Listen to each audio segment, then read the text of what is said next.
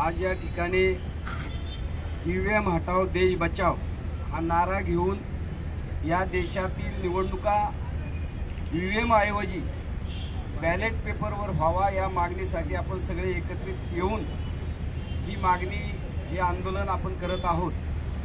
खरं तर 1989 ला काँग्रेस पक्षाच्या कार्यकालामध्ये ईव्हीएम मशीन आले आणि काँग्रेसच्या काळामध्ये हे ईव्हीएम मशीन ज्यावेळी आपल्या देशामध्ये वापरलं जाऊ लागलं त्यावेळी भारतीय जनता पक्ष आता सत्तेवर असणारे लोक, त्यामध्ये ज्येष्ठ भारतीय जनता पक्षाचे नेते लालकृष्ण अडवाणी, सुब्रमण्यम स्वामी, तसेच आत्ताचे प्रधानमंत्री नरेंद्र मोदी या सगळ्या लोकांनी या ईव्हीएम मशीनला विरोध केला।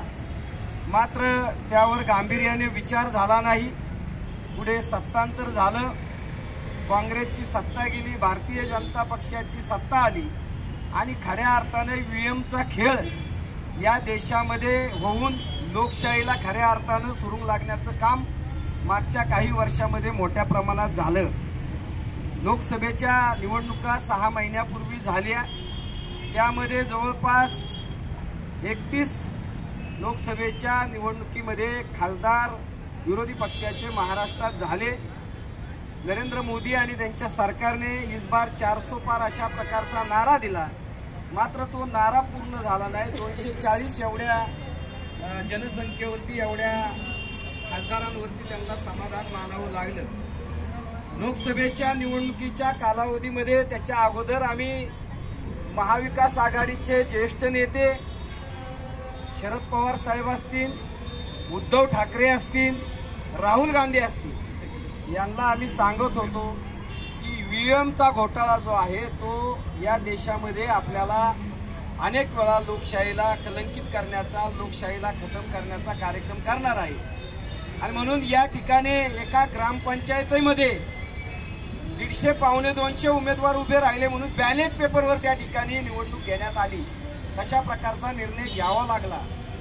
म्हणून 156 उमेदवार जर दिले तर त्या ठिकाणी बॅलेट पेपरवर निवडणूक होईल अशा प्रकारची ईव्हीएमची मशीनची व्यवस्था असताना निवडणूक आयोगाने त्या ठिकाणी 450 उमेदवार मशीनवर टाकता येतील अशा प्रकारची व्यवस्था केल्यानंतर राहुल गांधी असतील, शरद पवार असतील, उद्धव ठाकरे असतील, महाविकास आघाडीचे लोक असतील, यांना तळमळून आम्ही सांगत होतो की तुम्ही 500 उमेदवार देण्याची व्यवस्था महाविकास आघाडी, इंडिया आघाडीच्या वतीने करा। त्या संदर्भात पत्रव्यवहार केले, मेल केले, प्रत्यक्ष भेटून तशा प्रकारचा विचार मांडण्याचा प्रयत्न केला। नवे सिव्हिल सोसायटीचे जे काही ज्येष्ठ मंडळी यांच्या संपर्कात होते त्यांच्यासमोर देखील हा विचार मांडण्याचा प्रयत्न केला, मात्र कुणीही ही गोष्ट गांभीर्याने घेतली नाही। 31 उमेदवार आले, महाविकास आघाडीला आणि इंडिया आघाडीला वाटलं आम्ही सगळं जिंकलं, मात्र हे भारतीय जनता पक्षावाले हरियाणा बरोबर जम्मू काश्मीरची निवडणूक झाली, छोटं राज्य विरोधी पक्षाला द्यायचं आणि मोठ्या राज्यावरती अशा प्रकारे आपली सत्ता काबीज करायची। महाराष्ट्रामध्ये झारखंड त्या ठिकाणी विरोधी पक्षाला द्यायचं आणि महाराष्ट्रासारखा मोठा प्रदेश घ्यायचा, अशा प्रकारची रणनीती ते वारंवार वापरतात। आणि म्हणून या ठिकाणी ईव्हीएमच्या संदर्भात माननीय सर्वोच्च न्यायालयामध्ये अनेक लोक गेले, आतापर्यंत अनेक केसेस केल्या, अनेक दावे झाले, कधीही सर्वोच्च न्यायालयाने नागरिकांच्या पक्षांच्या बाजूने निर्णय दिला नाही।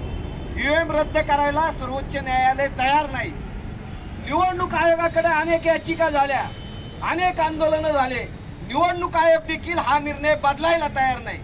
आणि म्हणून ईव्हीएम मशीन जर हटवायची असेल, लोकशाही वाचवायची असेल, खऱ्या अर्थानं पारदर्शक पद्धतीने निवडणूक प्रक्रिया राहून लोकशाही सक्षम करायची असेल तर मी सांगतो हाच रामबाण उपाय आहे की 450-500 उमेदवार त्याचं डिपॉझिट या सगळ्या प्रस्थापित पक्षांनी भरायचं।